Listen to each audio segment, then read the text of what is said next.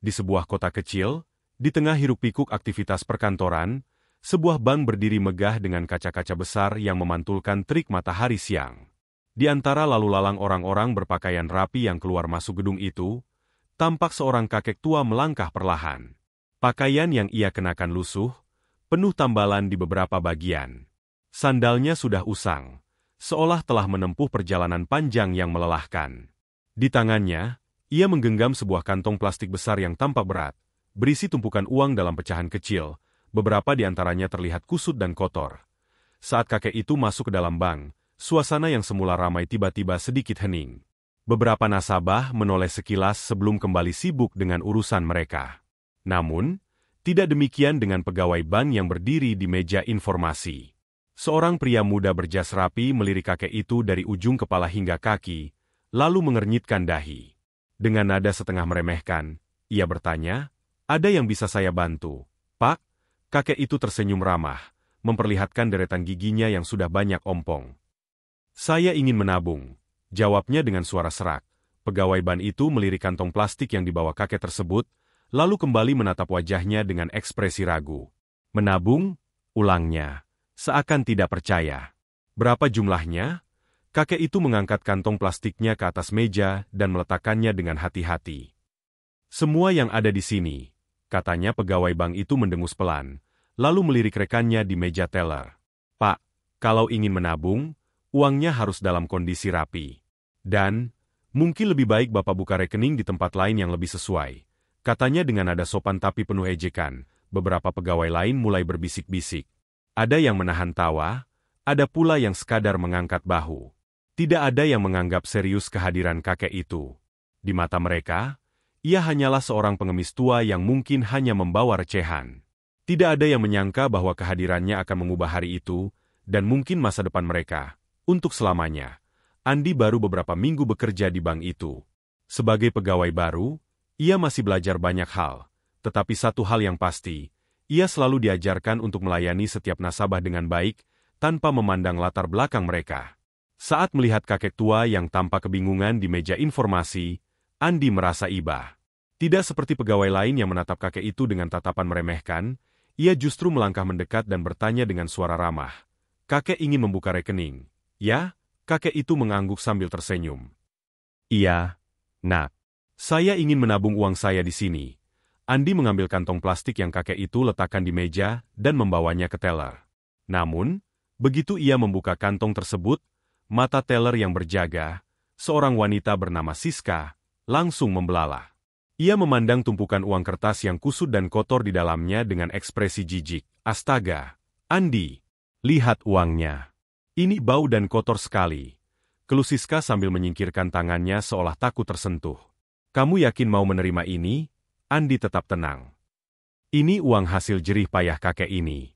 Bukankah tugas kita melayani semua nasabah tanpa memandang siapa mereka?" Siska mendengus. "Ya, tapi ini tidak bisa dibiarkan begini.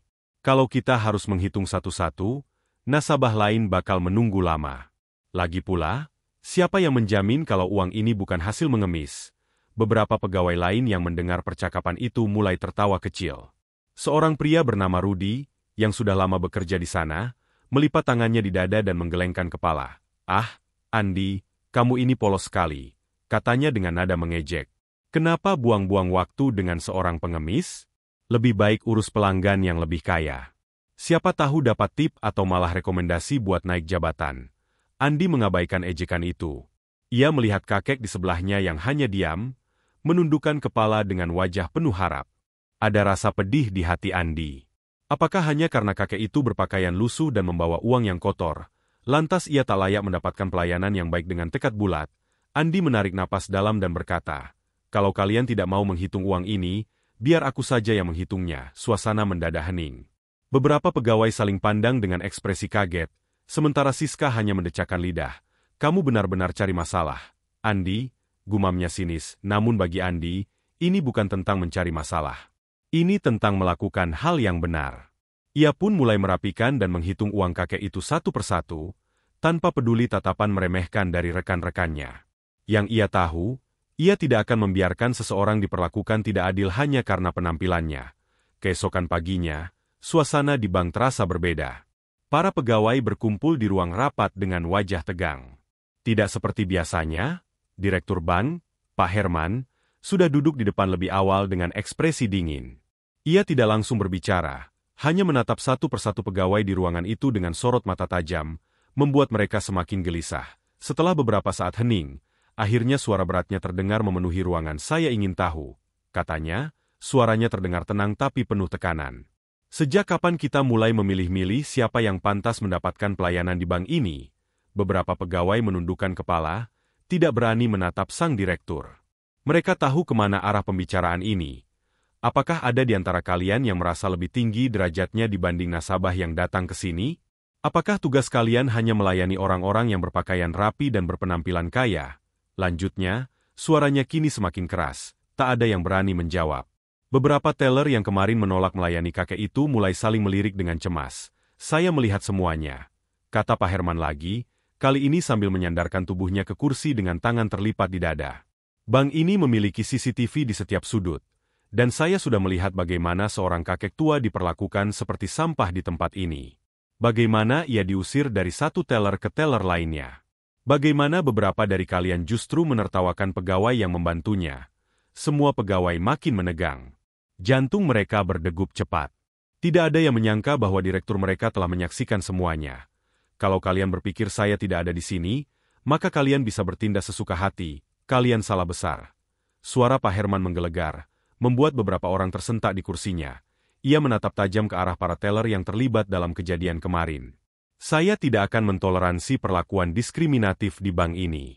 Ini adalah institusi pelayanan, bukan tempat untuk menunjukkan kesombongan." Seketika ruangan itu sunyi. Tidak ada yang berani berbicara. Tidak ada yang berani bergerak.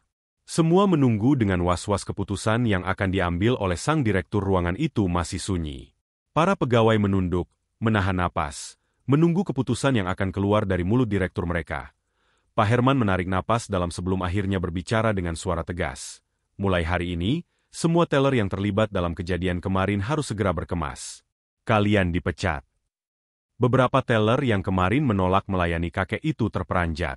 Wajah mereka pucat, mata membelalak seakan tidak percaya dengan apa yang baru saja mereka dengar. "Pak, kami hanya..." Siska mencoba membela diri, tetapi kata-katanya terputus ketika Pak Herman menatapnya tajam. "Tidak ada alasan," potongnya dingin.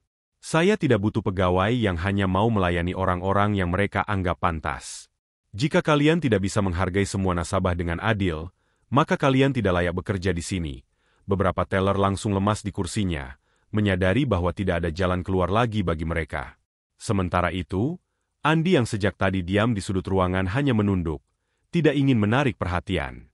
Namun, Pak Herman justru mengalihkan pandangannya kepadanya. "Andi," panggilnya. Andi mendongak, sedikit canggung. "Iya, Pak, saya melihat apa yang kamu lakukan kemarin," ujar Pak Herman, kali ini suaranya lebih tenang. "Kamu satu-satunya yang menunjukkan integritas dan empati di antara pegawai lainnya."